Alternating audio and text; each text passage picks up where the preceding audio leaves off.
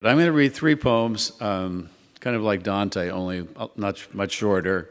And the first one's called After the Funeral. When you told me you needed a drink, and not just a drink like a drink of water, I steered you by the elbow into a corner bar, which turned out to be a real bar, dim and nearly empty with little tables in the back, and where we drank and agreed that the funeral was a real funeral, complete with a mass, incense, and tons of eulogies. You know, I've always considered Tom a real friend, you said, lifting your drink to your lips. And I agreed that Tom was much more than just an ordinary friend. We also concurred that Angela's black dress was elegant, but not like elegant, just elegant enough. And a few hours later, when the bartender brought yet another round of whiskeys to our table in the corner, we recognized by his apron and his mighty girth that he was much more than just a bartender. A true bartender was what he was. We decided with a respectful clink of our drinks, amber in a chink of afternoon light. Thank you. Thank you. So I want to read a poem in which the title of the book appears.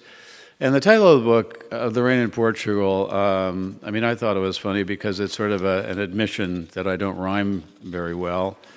And I thought that the rhyming possibilities of Portugal were much more limited than the word Spain. But since then, people have helped me out. Someone told me that people on their honeymoon in Portugal indulge in all things conjugal.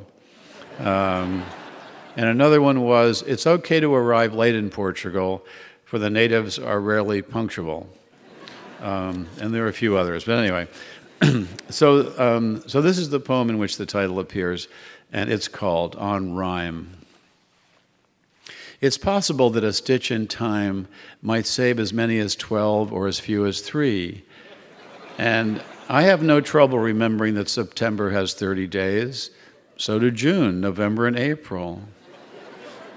I like a cat wearing a chapeau or a trilby, little Jack Horner sitting on a sofa, old men who are not from Nantucket, and how life can seem almost unreal when you are gently rowing a boat down a stream.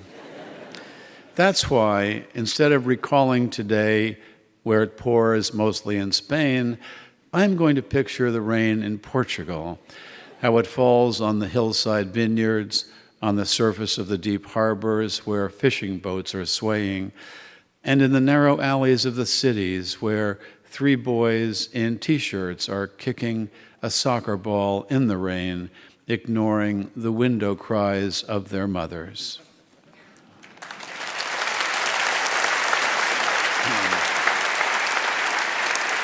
Thank you.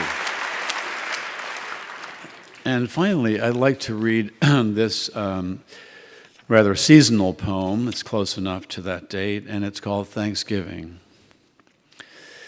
The thing about the huge platter of sliced celery, broccoli florets, and baby tomatoes you had arranged to look like a turkey with its tail fanned out was that all our guests were so intimidated by the perfection of its design that no one dared disturb the symmetry by removing so much as the nub of a carrot.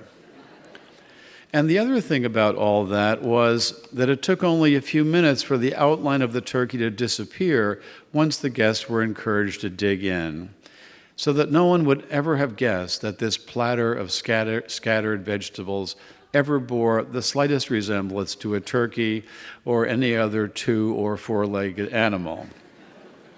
It reminded me of the sand mandalas so carefully designed by Tibetan monks, and then just as carefully destroyed by lines scored across the diameter of the circle, the variously colored sand then swept into a pile and carried in a vessel to the nearest moving water and poured in a reminder of the impermanence of life and art. Only in the case of the vegetable turkey, such a reminder was never intended. Or if it was, I was too busy slicing up even more vivid lessons in impermanence to notice. I mean the real turkey, minus its head and colorful feathers, and the ham, minus the pig, minus its corkscrew tail, and minus the snout, once happily slathered in mud. Thank you.